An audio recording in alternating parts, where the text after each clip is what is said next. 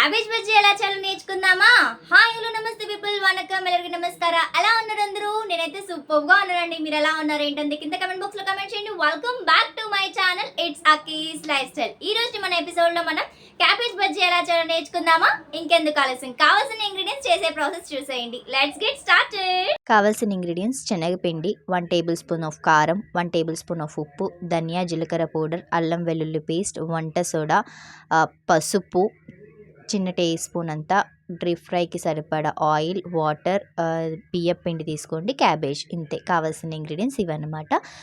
క్యాబేజ్ని ఒక 3 to 4 times మంచిగా wash చేసుకోండి. క్యాబేజ్ ఎంత మంచిగా వాష్ చేసుకుంటే అంత మంచిది, ఎందుకంటే క్యాబేజ్ స్మెల్ చాలా ఎక్కువగా ఉంటుంది. ఎక్కువ వాష్ చేసుకుంటే ఆ స్మెల్ అనేది పోతుంది అనమాట.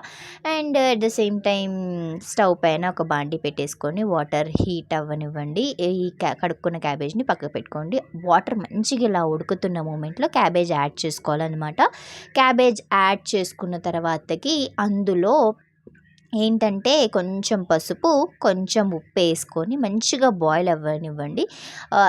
ఒక పొంగే రావాలి. ఎక్కువ మనం కర్రీకి బాయిల్ చేసుకున్నట్టు బాయిల్ చేసుకోకూడదు. ఒక పొంగు, ఎందుకంటే ఆల్రెడీ వాటర్ ఉడికినాయి కాబట్టి ఈ క్యాబేజ్ వేసుకొని ఒక పొంగు వచ్చేసరికి దింపేసుకుంటే చాలన్నమాట. ఎక్కువ ఉడకనవసరం లేదు. ఒక పొంగు వచ్చేంత వరకు ఉడికితే కొంచెం క్రంచీగా వస్తుంది అనమాట బజ్జీ అనేది, అంత సాఫ్ట్గా అయిపోకుండా. సో ఇప్పుడు ఒక పొంగు వచ్చింది కదా, ఈ విధంగా వచ్చినాక దింపేసుకొని వాటర్ అంతా స్ట్రెయిన్ చేసేసుకొని మంచిగా క్యాబేజ్ ఆరబెట్టుకోండి. ఈ విధంగా ఉంటుంది అనమాట. ఆరిన తర్వాత క్యాబేజ్ ఇప్పుడు నేను ఏం చేస్తున్నా అంటే, నేను చెప్పాను కదా ఇంగ్రీడియంట్స్: అల్లం వెల్లుల్లి పేస్ట్, ధనియాలు జీలకర్ర పౌడర్, కారం, ఉప్పు, పసుపు. నేను ఇక్కడ మళ్ళీ యాడ్ చేయట్లేదు, మళ్ళీ పచ్చి స్మెల్ వస్తుంది అనమాట పసుపు యాడ్ చేసుకుంటే. వంట సోడా కూడా యాడ్ చేసేసుకుంటున్నాను అనమాట.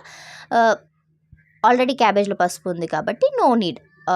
ఇవి నేను చెప్పిన ఇంగ్రీడియంట్స్ అన్నీ యాడ్ చేసుకోండి. అండ్ అందులోనే శనగపిండి, ఇంకా దానిపై నుంచి బియ్యం పిండి కూడా యాడ్ చేసుకోండి.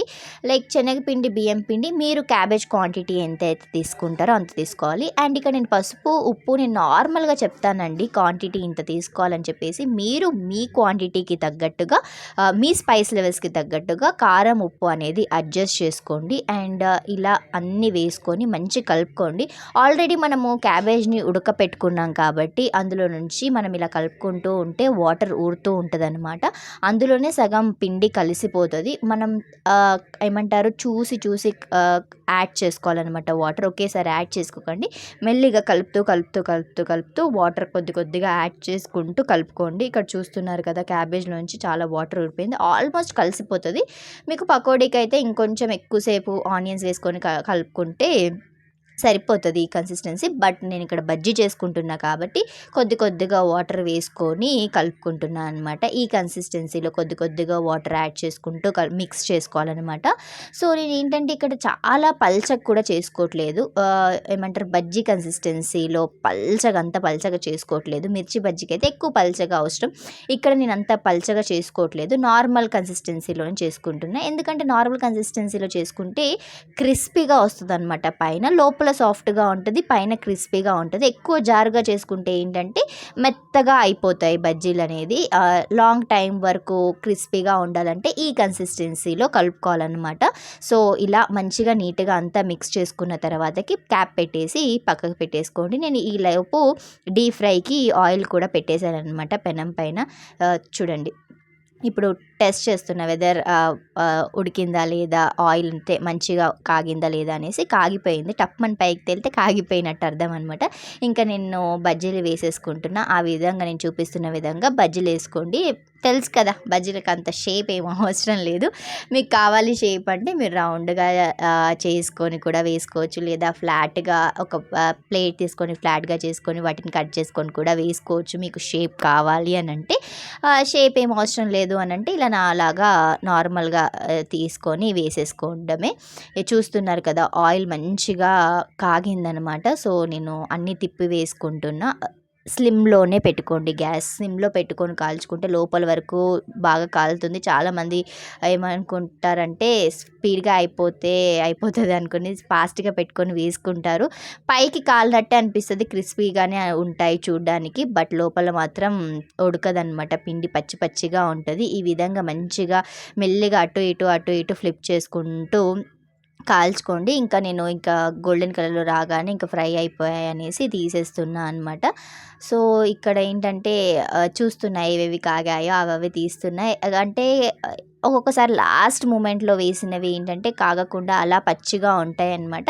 ఇలా మీరు లాస్ట్ మూమెంట్లో వేసినవి ఏవైతే ఉన్నాయో అవి గుర్తుపెట్టుకొని అలా అవి ఫ్రై అవ్వనివ్వండి. ఇంకొక వాయి వేసుకునేటప్పుడు అవి పక్కకు పెట్టేసుకొని మీకు అవి గుర్తుంటాయి కదా, లాస్ట్కి వేసుకున్నాం అనేసి. ఇవి 2 నాకు ఫ్రై అవ్వలేదన్నమాట, అందుకే నేను అలానే పెట్టేసుకుని వేరే వేస్తున్నాను. చాలామంది ఏంటంటే కొత్తవి వేస్తే పిండి అంటుకుపోతుంది, మళ్ళీ అవి అంటే పాత బజ్జీలకు పిండి అంటుకుపోయి అవి పచ్చి పచ్చిగా అవుతాయి.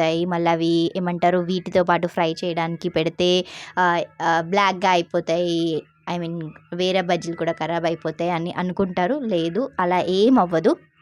జస్ట్ ఒక్కసారి కొంచెంసేపు ఫ్రై అయిన తర్వాతకి మీరు వేరేవి తీసుకొని ఇవి ఫ్రై అవ్వనివ్వండి.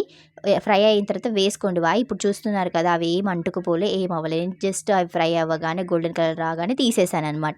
సో వేరేవి కూడా ఫ్రై చేసుకుంటున్నా. ఇలా అటు ఇటు ఫ్లిప్ చేసుకుంటూ ఫ్రై చేసుకోవాలన్నమాట. ఒక 2 minutes బజ్జీలు వేసిన తర్వాత వదిలేసేయండి. ప్రీవియస్ ఉన్న బజ్జీలు కూడా మంచిగా ఫ్రై అయిపోతాయి. అవి పక్కకు తీసి పెట్టేసుకొని ఇవి మీరు మంచిగా ఫ్రై చేసుకోవచ్చు అనమాట. ఈ విధంగా బజ్జీలు చేసినట్టయితే చాలా అంటే చాలా క్రిస్పీగా వస్తాయి. పైన లోపల చాలా సాఫ్ట్గా ఉంటాయి అన్నమాట. ఏంటంటే మీరు వాయి వేసినప్పుడు గుర్తుపెట్టుకోవాలి, ఏది లాస్ట్కి వేసాము ఏది ఫస్ట్ వేసాము అనేసి. కొన్నిసార్లు అన్నీ ఒకేసారి తీసేయడం వల్ల కొన్ని పచ్చిగా ఉంటాయి, కొన్ని క్రిస్పీగా అవుతాయి. మీరు కూడా మీ ఇంట్లో ఒక్కసారి క్యాబేజ్ బజ్జీ ట్రై చేయండి. ఇలా చాలా అంటే చాలా ఎమ్మీగా వస్తాయి అన్నమాట. మీరు ట్రై చేసి ఎలా వచ్చింది ఏంటని నా కమెంట్ బాక్స్లో కమెంట్ చేసి చెప్పేయండి. పైన క్రిస్పీగా లోపల సాఫ్ట్గా భలే ఉంటాయి ఈ బజ్జీలు. చూసారు కదండి వీడియో, ఎలా అనిపించింది? ఐ హోప్ మీకు నచ్చింది అనుకుంటున్నా. క్యాబేజ్ బజ్జీ కాదండి, క్యాబేజ్ పకోడా చేసుకోవచ్చు, క్యాబేజ్ 65 చేసుకోవచ్చు, మంచూరియా చేసుకోవచ్చు, ఇలాంటి ఎన్నో రెసిపీస్ చేసుకోవచ్చు అనమాట క్యాబేజ్తో. సో నేను ఒక్కొక్కటిగా మన ఛానల్లో అప్లోడ్ చేస్తూ ఉంటా ఎపిసోడ్స్. అవన్నీ మీరు చూడాలంటే ఈ వీడియోని లైక్ చేసి ఛానల్ సబ్స్క్రైబ్ చేసుకొని బెల్ ఐకాన్ యాక్టివేట్ చేసుకోండి. నేను వీడియో ఇలా అప్లోడ్ చేయగానే మీకు అలా నోటిఫికేషన్ వచ్చేస్తుంది అనమాట. ఐ హోప్ మీకు ఈ వీడియో నచ్చింది అనుకున్నా. మీకు కనుక ఈ వీడియో కనుక నచ్చినట్టయితే తప్పకుండా లైక్ చేయండి, షేర్ చేయండి and subscribe to my channel. Don't forget to activate your bell icon guys. Bell icon activate చేసుకోవడం వల్ల నేను వీడియో ఇలా అప్లోడ్ చేయగానే మీకు నోటిఫికేషన్ అలా వస్తుంది. That's it for this video. Let's meet in another video. Until then, keep smiling. This is your Saki signing off for the day. Bye bye.